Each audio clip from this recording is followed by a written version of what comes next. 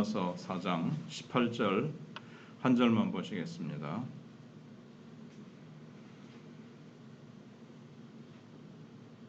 로마서 4장 18절입니다. 아브라함이 바랄 수 없는 중에 바라고 믿었으니 이는 내 후손이 이같으리라 하신 말씀대로 많은 민족의 조상이 되게 하려 하심이라. 아멘.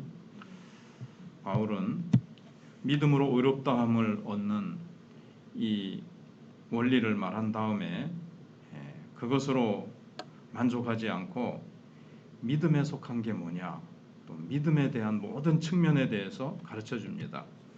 믿음의 본질에 대해서 깊이 가르쳐 주고 있습니다. 믿음으로 우리는 의롭다함을 얻습니다.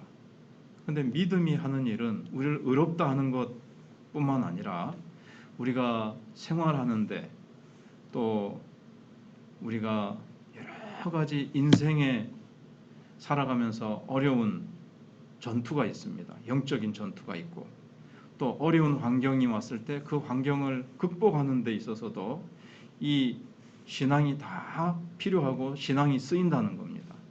이 바울이 말하려고 하는 것은 의롭다함을 얻고 구원 얻는 것뿐만 아니라 우리의 삶의 전반에 있어서 전체 영역에 있어서 이 믿음이 뭐냐, 이것을 얘기하고 있습니다.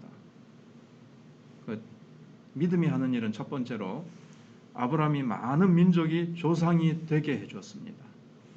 그래서 아브라함이 바랄 수 없는 중에 바라고 믿었으니 이는 내 후손이 이같으리라 하신 말씀대로 많은 민족의 조상이 되게 하려 하심을 인함이라.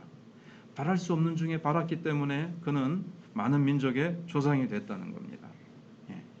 그래서 한 사람으로 말미암아 아브라함 홀로입니다. 그런데 이 사람이 네가 많은 민족의 조상이 될 것이다 했을 때 그것을 딱 믿어서 그는 그 믿음으로 말미암아 많은 민족의 조상이 됐다는 거죠. 그래서 바울은 지금 이론을 말하는 것이 아니라 역사적인 진실, 역사적인 사실을 다루고 있습니다. 실제 이스라엘 백성들이 구약 성경을 읽어보시면 아브라함으로 말미암아 사라와 결혼해가지고 이제 거기서 이스라엘 민족이 이제 생겨나게 되죠. 그러니 무수히 이제 번성하게 되어지고 그 뒤로 영적인 자녀들도 쭉 생겨지게 되어지고 그래서 말씀 그대로 아브라함이 믿었기 때문에 그 믿음대로 되어진 것을 보게 됩니다. 두 번째로 아브라함이 이제 의롭다함을 얻은 것은 그 믿음으로 말미암아죠. 오직 믿음으로. 믿음을 통로로 해가지고 아브라함은 의롭다함을 얻었습니다. 아브라함의 믿음이 우리가 뭔지 우리가 앞에서 생각해 봤었는데 아브라함의 믿음은 하나님이 그에게 맺었던 언약의 놀라운 말씀을 믿게 만들어줬습니다. 그래서 내 후손이 이같으리라, 네 후손이 이같으리라 하는 그 말씀을 아브라함이 이제 믿었죠. 근데 그게 바랄 수 없는 중에 바라고 믿었다 하는 겁니다. 여기가 이제 믿음의 본질입니다. 바랄 수 있는 것을 바라는 것은 믿음이 아니에요. 그거는 안 믿는 사람도 할 수 있고 가능한 일 우리가 봐도 이건 되겠구나. 그건 뭐 믿을 필요가 있어요. 그렇게 될 건데 될 수 없는 것을 믿는 것, 이게 이제 믿음의 본질이라는 겁니다.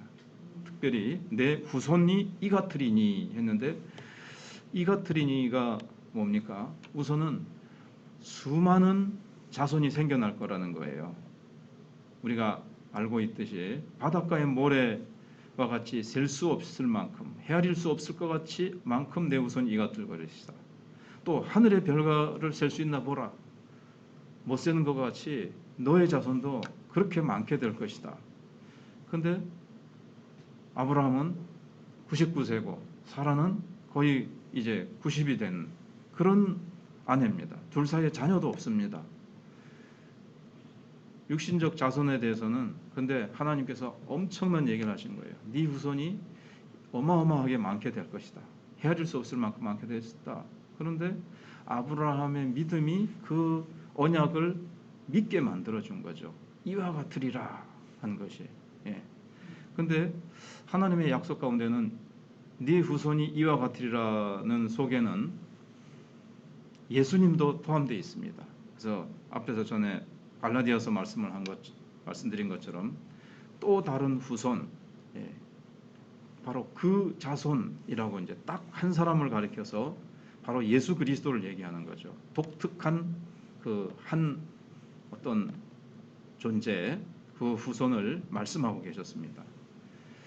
갈라디아서 3장 16절에 이 약속들은 아브라함과 그의 자손에게 말씀하신 것인데 이것을 가리켜 자손들이라 하지 아니하시고 오직 하나를 가리켜 내 자손이라 하셨으니 곧 그리스도라.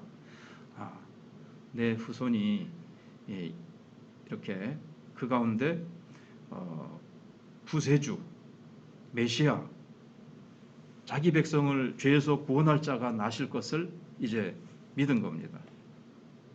믿음은 그렇게 먼 훗날 하나님이 하실 일까지 믿어지게 만들어준 거죠. 그래서 예수님이 그렇게 말씀하셨죠. 내 조상 아브라함이 내 때를 바라고 즐거워했고 그를 보고 기뻐했느니라. 그래서 멀리서 아브라함은 그것을 바라봤습니다.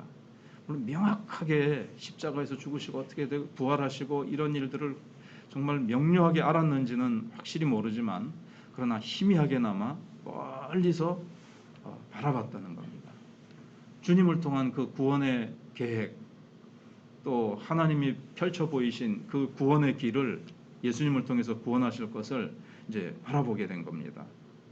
그래서 아브라함은 구원이라는 것이 행위나 사람이 할 수 있는 그 무엇에 의해서 되는 것이 아니라 전적으로 하나님이 행하심에 의해서 이루어지는 거구나. 이걸 이제 어느 정도 이제 파악을 한 겁니다. 그래서 하나님은 자기 아들을 보내서 구원하실 것이며, 그러니까 네 후손이 이와 같으리라 많다는 것도 들어있지만 이삭을 바치라 그랬을 때 이삭을 바치지 않습니까? 그런데 하나님은 수양을 예비하셔서 이삭을 대신해서 이제 죽게 하신 거. 그걸 보면서 장차 오실 내 후손 가운데 그 구세주라는 분이 이 뭔가 대신 죽는구나. 하나님이 독생자를 하나밖에 없는 그분을 나를 대신해서 우리를 대신해서 죽게 하시는구나. 요것까지 포함되는 거죠. 네 후손이 이와 같으리라. 많아지는 것뿐만 아니라 이삭을 바치듯이 이삭이 죽어야 되듯이 하나님께서 자신의 아들을 죽게 하시는구나. 네 후손이 이와 같으리라. 이와 같이 죽어서 희생해서 우리를 살리시는. 그래 그 속에 예수 그리스도가 부활하실 것까지 이삭이 그걸 하나님이 다시 주시잖아요. 그와 같이 구세주가 오셔서 우리를 위해서 죽으시고 다시 살아나시는구나. 이와 같으리라 속에 이제 그게 들어있는 거예요. 그것까지 이제 아브라함이 믿었던 겁니다. 그래서 그 종들에게 저희 가서 번제 드리고 우리가 다시 돌아올게. 나 혼자 돌아오는 게 아니라 우리가 다시 돌아올 거다. 종들에게 얘기한 것처럼 하나님이 아브라함을 내가 죽여서 바쳐도 다시 살리실 것. 그러니까 네 후손이 그와 같이 죽고 다시 부활할 것에 대한 이 믿음을 부활에 대한 믿음을 아브라함이 이제 가졌던 겁니다. 그 다음에 이 믿음은 아브라함의 믿음은 뭘 믿었냐면 이방인들이 이 구원으로 들어올 것이라는 것을 믿었습니다. 그래서 앞에서 나온 말씀처럼 율법에 속한 자에게뿐만 아니라 아브라함의 믿음에 속한 자에게도니 아브라함은 하나님 앞에서 우리 모든 자의 조상이라 그랬거든요. 아브라함의 믿음에 속한 자, 율법 아래 있는 유대인들뿐만 아니라 이스라엘뿐만 아니라 아브라함과 같은 믿음만 가지면 저 이방인들도 누구든지 다 많은 사람들이 믿어서 구원받게 될 것을 믿은 거죠. 네가 여러 민족의 조상이 되리라 그러셨거든요. 그래서 네 후손이 이와 같으리라. 내 후손들 가운데 나와 같은 믿음을 가지고 구원받게 될 거구나. 이것을 이제 아브라함이 믿었습니다. 그래서 유대인만의 자연적인 의미에서는 아브라함은 유대인의 조상이죠. 그런데 영적으로 보면, 육신적으로 보면 그런데 영적으로 보면 아브라함은 모든 믿는 자의 영적 조상이고 그래서 많은 민족의 아비가 되는 겁니다. 그래서 마태복음 8장 11절에 동서로부터 많은 사람이 이르러 아브라함과 이삭과 야곱과 함께 천국에 앉으려니와, 이걸 이제 아브라함이 믿었던 겁니다. 그래서 아브라함은 믿음으로 이렇게 이 세 가지 엄청난 하나님의 일하심, 하나님의 약속을 믿었습니다. 그래서 결국 죽은 자를 살리시고 없는 것을 있는 것처럼 부르시는 하나님의 말씀을 의지하고 믿게끔 만들어졌습니다. 아브라함이 믿을 때 뭐가 있었습니까? 순전한 말씀, 요거밖에 없었습니다.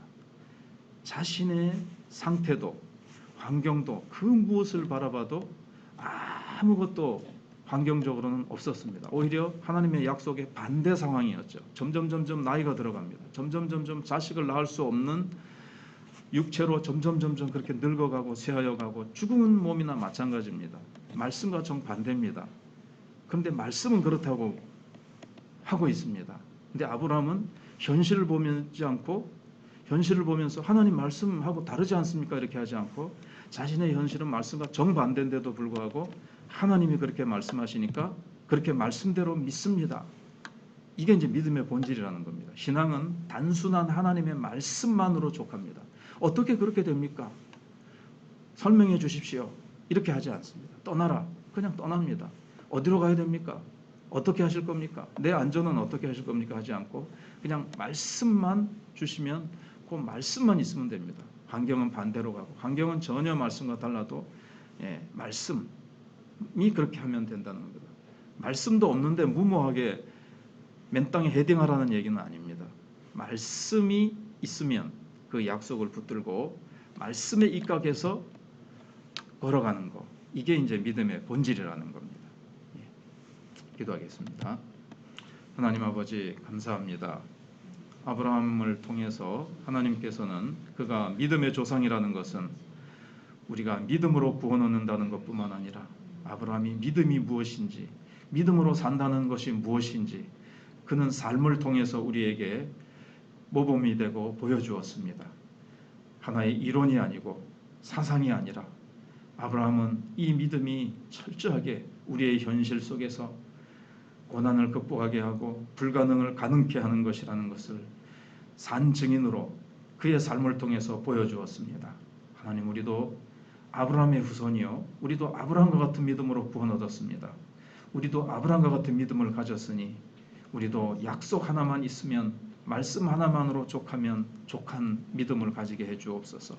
현실을 보고 절망하거나 낙심하는 것이 아니라, 현실을 보면서 하나님의 말씀을 불신하고 부정하는 것이 아니라, 현실은 하나님의 말씀과 달라도 말씀이 가라 하면 가고 말씀이 서라 하면 서는, 말씀이 된다고 하면 믿고 나아가는 저희들 되게 해 주시옵소서. 예수님의 이름으로 기도하옵나이다. 아멘. 기도하시다가